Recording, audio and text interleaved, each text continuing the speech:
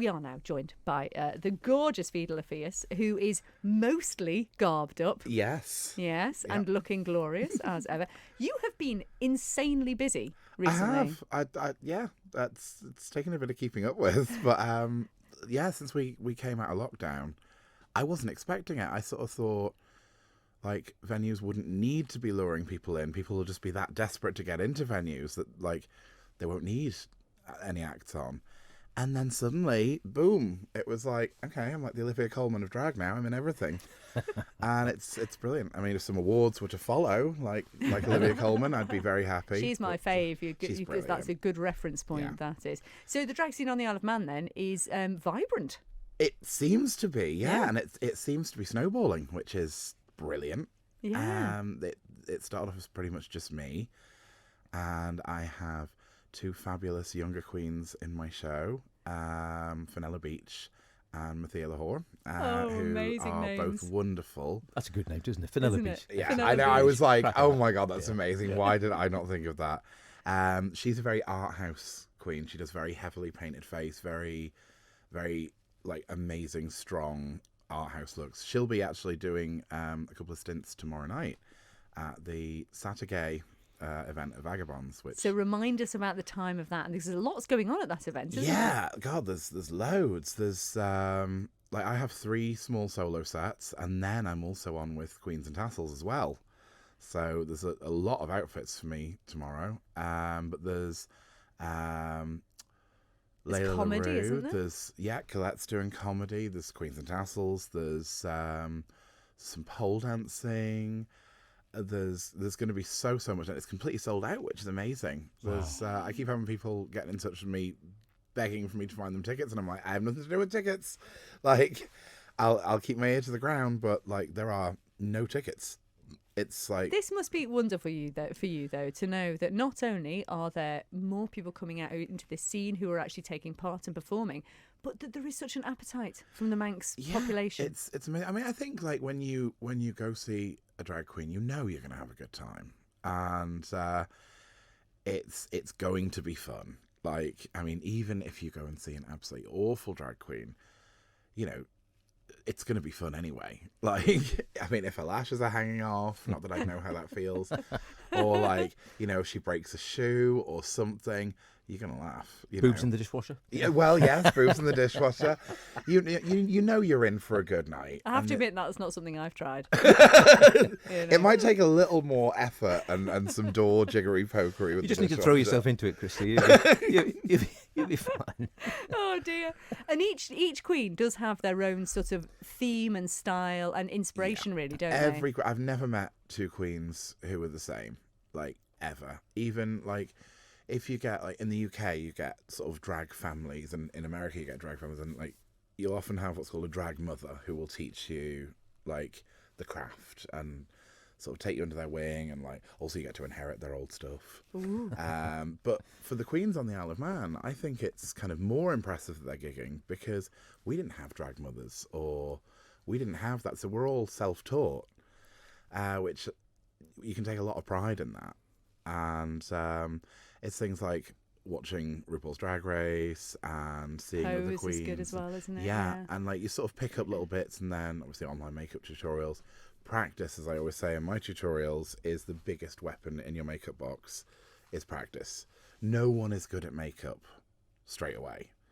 Speak for yourself. so- Howard's brilliant. Oh, I'm a dab hand. Yeah. But you know, like no one's good at anything immediately, so any skill is going to take time to work at. I did one of the videos, I think that's on my YouTube, I don't know if we put it up yet, was going back and looking at some of my early faces.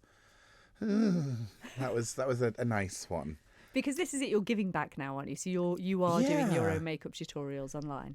Yeah, and it's fun. It was first of all, I didn't want to be on camera without any makeup on, and it was like, kind of have to do that if you can do a makeup tutorial. And we actually split the first tutorial over like 3 parts because it was so long. So it's almost like a real time how long it actually takes me to put my face on. But there is a 4-minute makeup challenge on there as well, which never doing that again. But the 4-minute makeup challenge is probably quite close to how I looked when I first started. So what used to take me an hour, I can apparently do in 4 minutes now. And does the actual sort of character, sort of Vida's character change in itself as as time goes by and you develop and the years go by? A little bit, yeah. Like Vida started off as a separate character, a very, very separate character. And there was sort of like queens that I'd watched for years on like Drag Race and stuff. It was like, well, I like Latrice's confidence, I like Willem's sense of humour, I like Detox's wild out there-ness. Obviously I like RuPaul's statuesqueness and motherliness. And it was like, I thought I'd take all these little bits, and Vida was kind of this mishmash. And then as time has gone on, Vida's kind of me, but with no filter. It's like the volume switch is broken, the like appropriateness button is gone, and it's just all the things that I can get away with saying like in a skirt that I can't get away with in pants.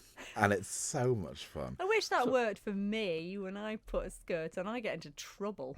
Well, it's the funny thing with drag is I saw a thing that RuPaul said where drag doesn't change who you are, it actually reveals who you are. Amplifies in a way. Yeah, and it's it was things like I used to, if I would go to meetings in like a shirt and tie, I feel incredibly uncomfortable in a suit. But if I would go to meetings, I would sit quietly in the corner. And over the last few years since I've been doing drag, I'm much more likely to speak now. And sometimes if I'm feeling super nervous, I'll sort of like let Vida take the reins a little bit. And it's all the skills that I learn make me a great drag queen. After real introspection, you sort of look at it, it's like, God, all these things were there already. I just needed that thing to bring them out.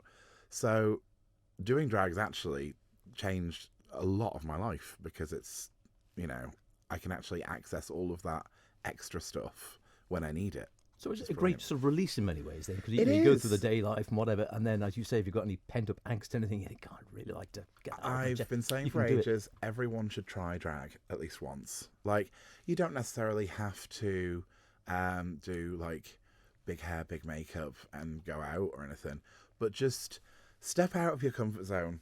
Like, everything you wear in day-to-day life could be considered drag of some kind. You're putting on another identity when you leave the house.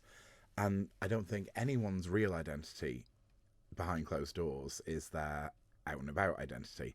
So in a way, we're all like wearing a form of drag when we go out. And it's just a matter of finding your inner you. Like, drag is about releasing the best you there is. And, women do drag as well. There's like some people, some of them call themselves bio queens, but like women will go with like the massive theatrical makeup and huge hair, and they love doing it. Drag's for everyone, so whether you want to put big hair and like makeup on or not, you can like really just go and find your inner you, and it will do wonders for you. Everyone should try it. Oh, this is